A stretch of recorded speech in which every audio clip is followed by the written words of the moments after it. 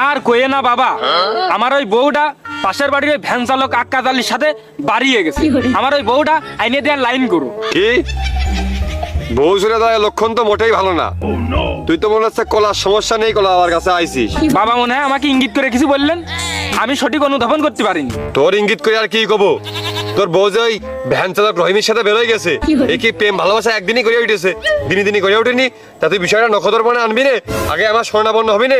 আমি কলা ভরিয়ে দিতাম, এই কলা নিয়ে তুই খাবি, তোর বোর খাওয়াবি, প্রেম ভালোবাসা গড়ে উঠবে, সংসারে সুখ চলে আসবে। তোর বউ তো সেটা কিছু বুঝবেই না। তুই কাজটা করিস কি আরে? ও বাবা, আমি আবার কি না কি ভাবলাম। আর বাবা, আমার বউ তো ওই রহিমের সাথে যায়নি, আমার বউ ওই ভ্যান চালক আক্কাজ আলীর সাথে গেছে। তোমার বউ তো একেবারে বেলুন দিয়ে দিতে ফেলে দিয়েছে। দেখো কি বড় মুখের করছে, শোনা গো আমার, দেখো। বাবা ওইরাম করে করছেন কেন? যা ঘটিয়েছে তা বর্ণনা দিয়ে আপনার কাছে আমি সত্যিটা বললাম।